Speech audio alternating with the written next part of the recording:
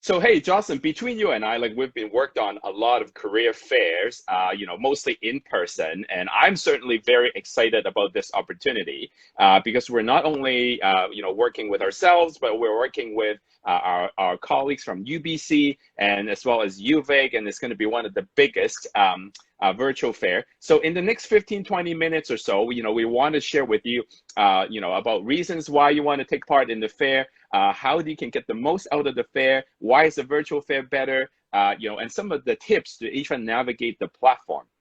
At the same time, we see a lot of you just joining in on the live. So feel free to put your questions in the chat as well. So Jocelyn and I will try to keep an eye on the chat. And then if you have any questions, would love to address it. And but if you're watching this video, as an IGTV recording, you will find the link to the fair and some more information in the description as well. So yeah, so we'd love to be more interactive, but we got lots of exciting things to share, right, Jocelyn? Oh yes, and indeed this is a very exciting event. It's really great that I know this is a really challenging, difficult time for a lot of us, for all of us. The pandemic has been a huge part of our daily lives now, but it's unbelievable, it's amazing for us to be able to deliver such a special event to all our SFU students and alumni. And as Albert, as you have mentioned, this is the biggest fair ever. We actually have over 180 different organizations, and that's equal to over almost 500 exhibitors that will be joining us next Tuesday and Wednesday, November 17th and 18th from 9 to 6 p.m. to interact with our students, to share with you what are all the amazing opportunities that they still have despite the challenges that we're facing in this world. So it's definitely a great event. I can't wait for it. Yeah, and one person just posted a question about, can a second-year student join a virtual fair for experience? It is open to all students and recent grad and alumni from all faculties, all programs. So if you're tuning in, if you're affiliated with SFU, it is free for you to join, and you do not have to pay a penny. That's the most amazing thing.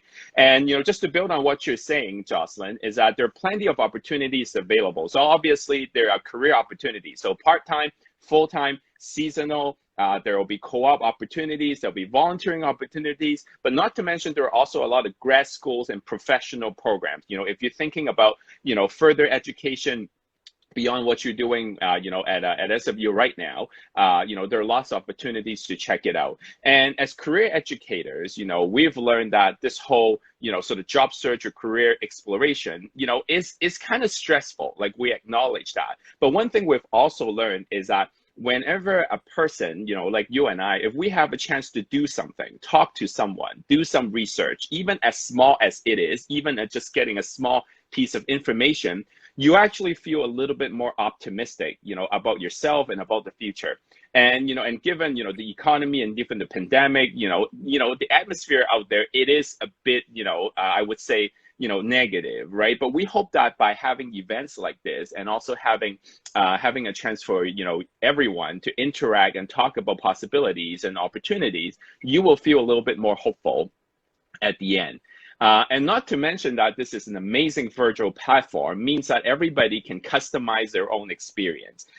Jocelyn, you mentioned a little bit about having, over 180 organizations joining us. So at times when you log into the platform, you'll be like, wow, there are a lot of people or a lot of booths that I can join. It's almost like walking into a buffet. I know in pandemic, you were not allowed to do buffets anymore. But the picture that I come to mind is that no matter, when you walk into a buffet, no matter how much or how little you want to do, you can customize your own experience. You definitely don't have to spend the 5 hours, 6 hours every day talking to exhibitors, but you can also, strategically organize your time. So we're going to talk a little bit about how to go about that a little bit later. But Jocelyn, I know this is the first time ever having a virtual fair for our students and recent grads. Why do we think virtual is actually better than in person? I think there's actually a lot of benefits for having a virtual event. And for one, we get to do all this networking, this crazy thing at the comfort of your home. You don't even have to get out of the house. I think that's actually pretty cool.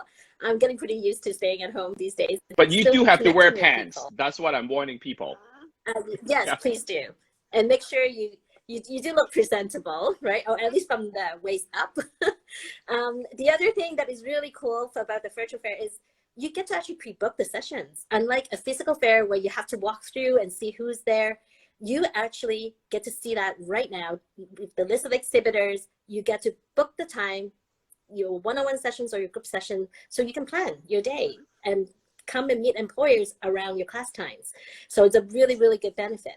Another really neat thing is that it's almost like you go into a show and then you get a VIP pass because you get to actually see the booths ahead of the event. You actually get to research, and all the booths are currently up already. So you can actually log onto the website and just see all the employers, what they have to say, what opportunities that they have, and do all your research right now. And not to mention, right, when you are going to a fair, you probably would have a feeling that, you know what, there's so many people around you, and sometimes that can get very distracting. But at this event, you literally can have one-on-one, undivided, face-to-face time with the exhibitors, and you get their undivided attention. I think that's definitely is a big plus as well. And you don't have to worry about people eavesdropping. Thank you. Yeah, go ahead. No, and the other thing is, as Albert has already mentioned, right? If you don't really like the idea of just booking a time with an employer, maybe it's a little too intimidating, or it feels like, I don't know if I have enough to say with an employer, I just want to listen and get information. There are info sessions and group sessions within the fair that you can just sign up for as well. So you can choose as much or as little as how you want to engage with employers at this event. Hey, Jocelyn, is there an age limit? Because my 3-year-old son, he's actually quite fascinated about this virtual fair already. So I guess he can still listen into the group sessions if he wanted to? I think so, because he's totally a prospective SFU student, right? Totally. No, as you know, as a parent, you know, I'm trying to see if we can contribute to the workforce a little bit earlier. You know, I have high expectations of 3-year-old. They can do a lot, like you know, like I don't know, a social media influencer maybe. And speaking of that, you know, if you haven't had a chance to check out the virtual fair, you know, I've just posted the link in the chat, so you can definitely check that out. And if you're watching this recording, you will be able to find the link to the virtual fair registration in the description. And feel free, and again, welcoming everybody who's just joined us. Feel free to put any questions in the chat, and we'll try to address that. And you know, and here's the thing, right, Jocelyn? You know, for example, I think for a lot of people, they might be thinking, well, you know, virtual fair, you know, what should I expect? Like, how am I going to be able to interact with exhibitors? You know, it's actually really simple. You know, allow me to, you know, outline 4 different ways that you can interact with exhibitors. You know, for example, you know, if you're just, you know, initially, if you just want to gather some information, you know, and you can log into the system right now, the first thing you can do is to read the booth description. You know, we've got hundreds and hundreds of booths, and you can just go in to read a little bit about the company background, what they're looking for, as well as the type of skills and, you know, and perhaps education background. So first of all, you can just check that out and get some more information. And some booths even included their job board, the company job board, as well as, you know, sometimes videos to introduce their companies. And you can go in right now to check that out. And the second way that you can interact with exhibitors, like Jocelyn is mentioning, is that you can do one-to-one appointments where you'll get undivided attentions, right? And number 3, and that would happen on the actual fair day, November 17th and 18th, next Tuesday and Wednesday. You can also join with group session. You know, the group sessions will be happening outside of the platform, but you have to RSVP so that you'll get the link to attend the group session where you can learn a little bit more about. But more importantly, the 4th way to interact at the exhibitors is to talk to us career educators. Just in case if you're like, oh, I have, you know, just before I talk to an employer or recruiter, I have a little bit of questions, you know, how do I say this about my background? You know, come and look for the SFU Career and Volunteer Services booth. We have links set up so that you can interact with us live on a Zoom link. You're not talking to some sort of AI robot.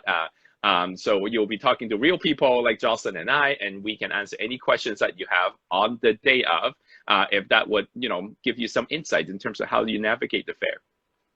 And, you know, speaking of navigating the fair, Jocelyn, you know, can you give us some tips in terms of helping, you know, us, you know, students and recent grads on how to get the most out of the fair? I can definitely share some tips on that.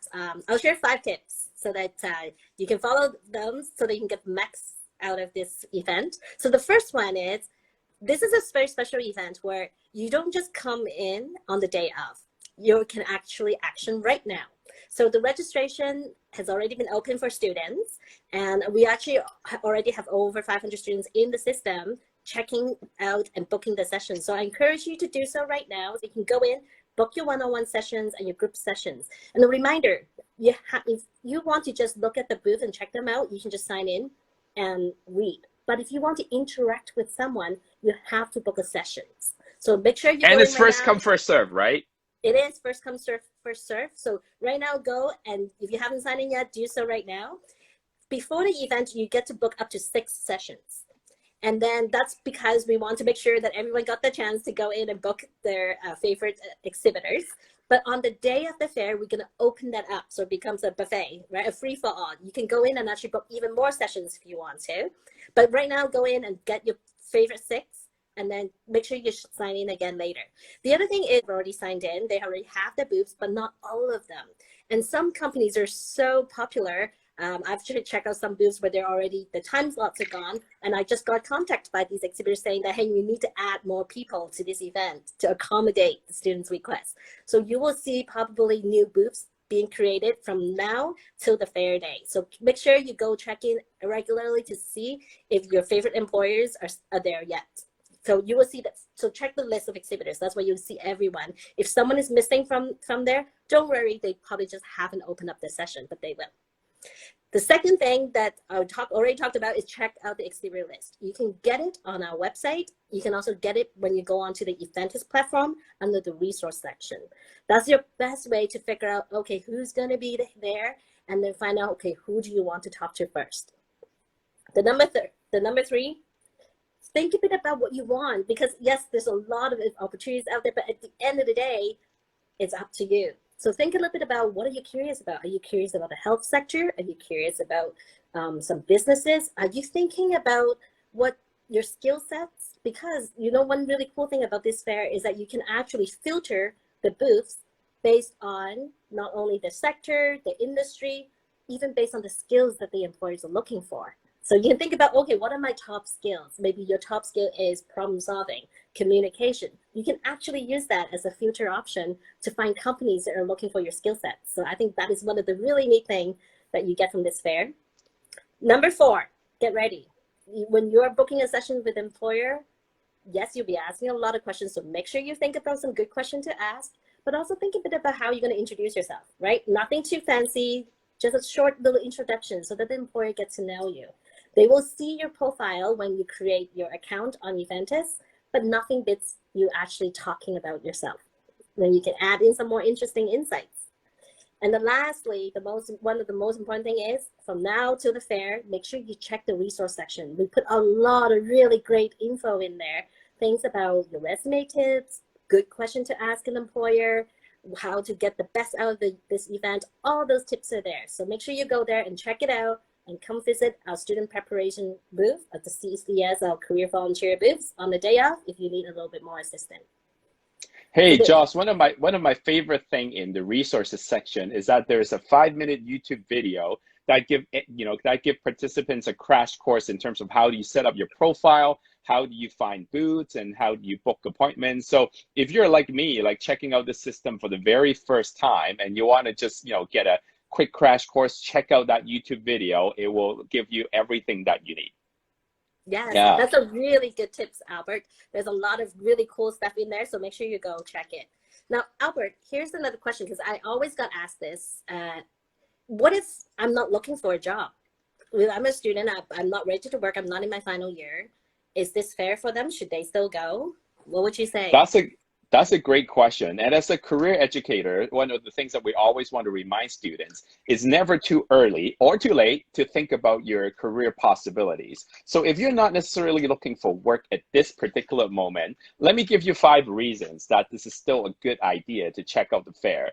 I would say number one is that, you know, you will be able to see the type of employers and the companies that are in the sector that you might be interested. So let's say, for example, if you're thinking about going into, you know, technology as part of your future, well, check out what are the companies that are out there. You know, what are they? What are the type of opportunities that they're, you know, that they're hiring? Even if you're not looking for one right now, it doesn't hurt to check it out. Second reason is that you also wanted to get a sense of if there are particular skills that you're really good at, like maybe you're really good at writing, you're really good at analysis. Well, what are the type of positions that are out there that utilize that skill set? Because one way to navigate the fair is to look at, you know, the particular skills that you have and how are the skills are being sought by employers and organizations. So you can even discover positions that that might be associated with skills that you're good at. And number three, you know, volunteering, right? We always talk about volunteering is a great way to add to your experience and to give back to the community. Not to mention that in this pandemic, it makes you feel very, very good, you know, when you give back to the community. So the third reason I would say is check out volunteering opportunities, you know, even if you're not looking for work right now.